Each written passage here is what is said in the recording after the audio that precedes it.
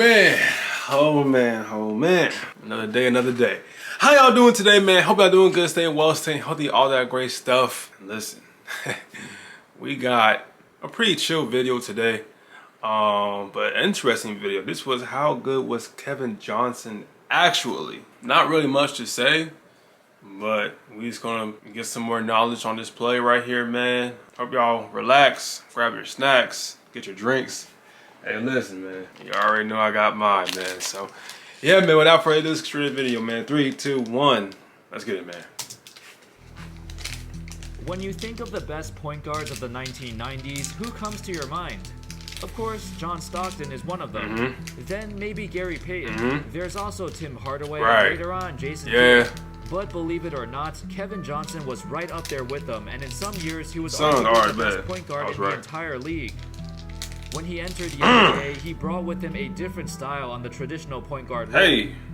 It was the late 1980s, and very few point guards oh my gosh, look about 6 feet. But after a few years, Johnson quickly became the main go-to guy. By the age of 24, he led his team in scoring while also averaging over 10 assists per game. That's tough. So, how good was he actually? And how come very few people ever talk about his career? Hold up. How's it going, folks? My name's Andy, and today we're going to take a look at the career of Kevin Johnson. Some rappers be hard to open and stuff, know what I'm saying? Johnson declared for the 1987 NBA draft. The same draft class as guys like David Robinson, Scottie Pippen, and Reggie Miller. Tough. The 87 draft had a great mix of talented players and future All-Stars. He would get drafted by the Cleveland Cavaliers, but his time there was short. At that time, the Cavs had another rising young point guard by the name of Mark Price. Price was the starting point guard on the team, and Kevin Johnson found himself competing with him for minutes. As a rookie, Johnson mainly came off the bench, but he was fiercely determined to take that starting spot from Price. I feel that. The competition between them was a huge storyline during Johnson's rookie season, and it started to become more and more intense. While we don't know for sure what it was like in the locker room, Price said it was healthy competition between the two of them. However, midway through Johnson's rookie season, the Cavs would trade him. The main reason being they need another wing player or big man, and having two point guards who want to score all the time didn't seem like a great fit. Price was upset because he felt like everything was going well. He said, "It was like a slap in the face. We felt like we were playing so well at the time. We were all thinking about the playoffs after hanging in there when Ron Harper was hurt.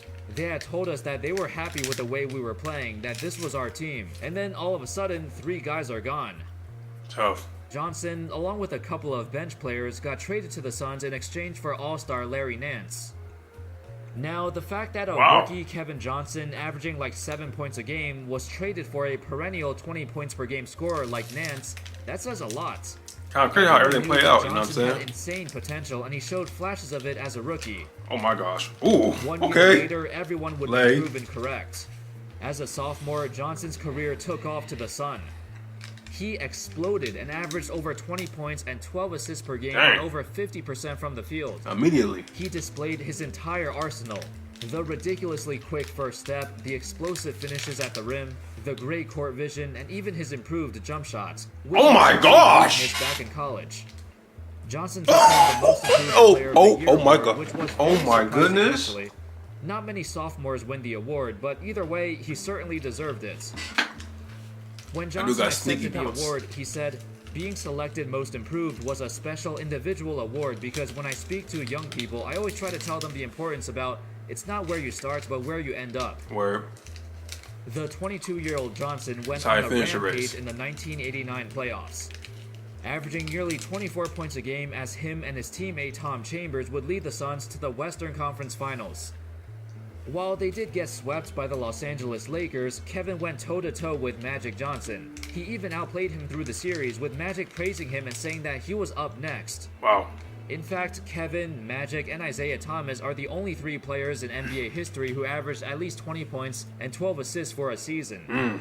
Kevin would continue to push even further beyond. In his 3rd season, he averaged 22 and 11, made another All-NBA team, and made his first ever appearance in the All-Star game.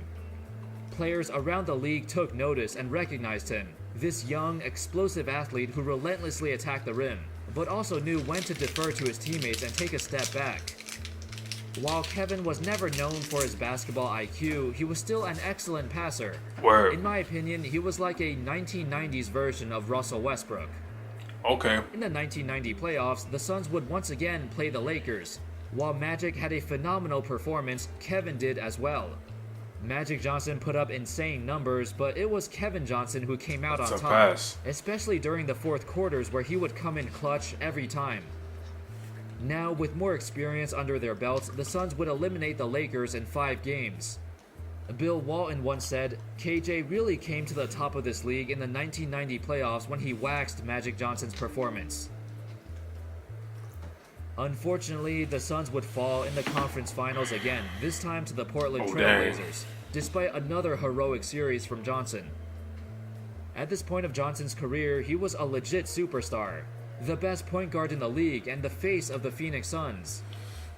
However, the next few years would be rough as the Suns started to slow down a bit with their guys getting older and other teams in the West were getting better. Despite continuing to win over 50 games, the Suns got knocked out very early in the 91 and 92 playoffs. The fate of the franchise went in a completely different direction once they made a trade for Charles Barkley. This was the summer of 1992, and it was a trade that would change the entire outlook and the entire system of the team. While reporters first talked to Barkley about how he felt about the trade, he was excited because he was going to finally have some help in Phoenix. Word. Then he was asked, "What do you think of joining Kevin Johnson's team?" To which Barkley responded, "It's my team now. When I walk through that door to the Suns practice facility, it's my team. I don't need to adapt to their system. They will have to adapt their games around me." Oh, okay, Charles. Oh, you okay? You like that, huh? Barkley, but at the same time, it was 100% correct. He became the clear-cut best player on the team, and it became his team, as he led them to 62 wins and 1 MVP. Hey, man. Johnson did not like him at first, He but declared it, and you know what? Barkley would go on to talk about how tough Kevin Johnson was with his seemingly reckless drives into the lane, and how he would jump into much bigger opponents. The dude was fearless, and that's why Barkley respected him. Tough. Unfortunately, before the 1992-93 season started, Johnson was diagnosed with a hernia. Apparently, he was trying to lift his teammate Oliver Miller off the ground, and that's when he got the hernia. For those who don't know who Oliver Miller is, yeah. Oh my. Even though the Suns were having their best season in recent history, Johnson spent half the season recovering from a myriad of different injuries caused by the hernia. He still played 49 games that year and averaged 16 and 8, but it was obvious that something was wrong. Being known to play with reckless abandon, Johnson became more cautious and decisive, which was good and bad. Regardless, since Barkley was now the main focal point on the team, he didn't have to carry the burden like before. I see. Throughout the 1993 playoffs, Johnson was still pretty damn good, although he did have an underwhelming performance in the finals. The Suns would fall to the Chicago Bulls in 6 games. Yep. Afterwards, Johnson would continue to suffer a bunch of different injuries. Hamstring tightness, groin injuries, quad injuries, all of which impacted his play. For the next 4 years, he would miss like 20 to 30 games every season. Dang. He just wanted to play through those injuries because he was one tough dude.